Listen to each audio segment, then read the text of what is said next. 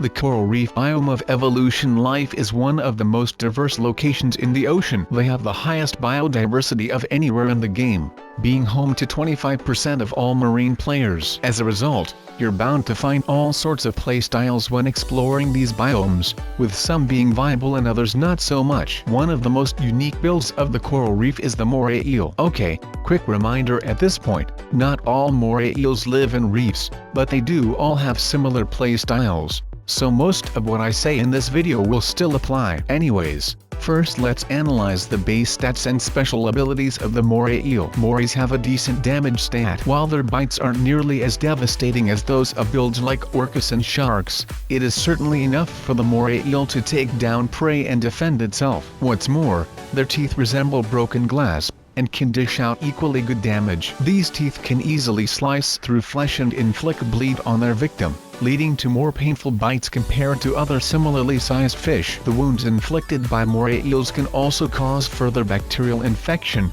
giving enemies even more incentive to leave these players alone. There is one other factor of the Moray eel that helps make its damage and defense stats surprisingly high, but we'll discuss that later. In terms of defense, morays are coated with mucus, making them incredibly slippery and thus more resistant to grabs. Mucus can be a powerful tool when it comes to fish, as it helps prevent bacterial infection and makes the player harder to catch, and, in some cases, can protect the player from environmental damage as well. Not only that, the mucus of some moray species has been found to be toxic. These toxins help further increase the moray's damage by causing heavy bleeding and great pain on the victim. But enough about their damage. The moray eel's mucus provides another useful perk: deflecting puncture damage. Usually, players traversing the coral reef have to watch out for sharp rocks, coral or sea urchins lurking in the crevices. However, the moray's mucus allows it to almost ignore most of this damage, something critical for their playstyle. This also gives them extra defense against damage dealt by teeth,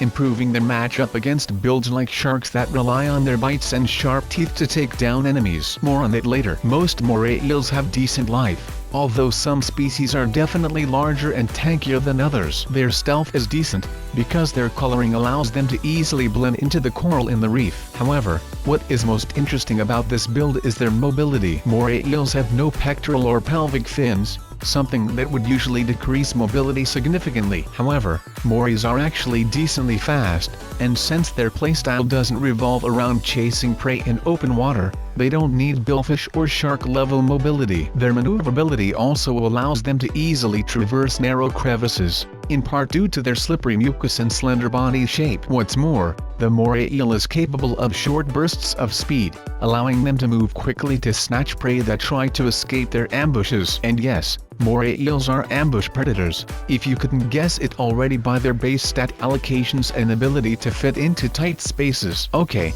now onto their special abilities. Moray eels have one unique special ability not yet mentioned: their pharyngeal jaws. For you amateurs out there, this is essentially a second set of jaws located in the throat of the eel, which shoots out to pull prey into the gullet once the first set has grabbed it. In other words, the second set of jaws in the xenomorph. These pharyngeal jaws are necessary for the eel because they aren't able to use alternative methods like suction to swallow prey. The largest moray eels are usually top predators of their biomes, which means that they feed on almost everything they can catch, such as crustaceans, cephalopods, smaller fish and sometimes dangerous prey like lionfish and sharks. They do have to watch out for groupers, barracudas and sea snakes though, because they are some of the only builds capable of defeating a moray eel. As mentioned previously, the mobility of a moray is nothing to write home about. While it is somewhat impressive considering their lack of pectoral or pelvic fins, moray eels definitely aren't fast enough to chase down prey in open water,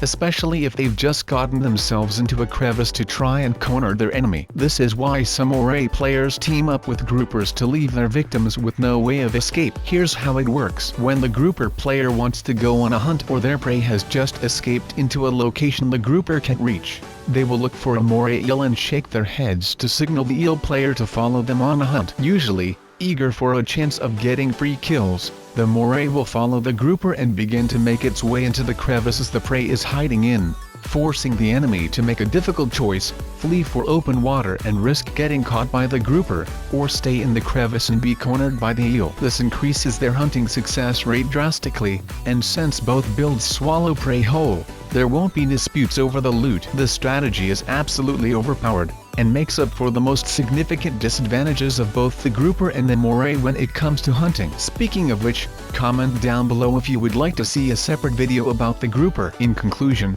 moray eels are a very viable build of the reef biome. Their good damage and defense make them powerful offensively and defensively. Their mobility is surprisingly high for a fish without pectoral or pelvic fins, and their overpowered team strategies mitigate their shortcomings when it comes to hunting. They also fare very well in PvP against most other reef builds like sharks, cephalopods, crustaceans and even venomous lionfish. So after quite some consideration of their strengths and weaknesses, I have concluded that moray eels are definitely S tiers, given their appropriate base stat allocations, good matchup against other reef builds and overpowered team strats with groupers. Comment down below what you would like to see on the channel next. Hit that like button with a grouper and subscribe to my channel. Share this video with all your moray eel friends on social media.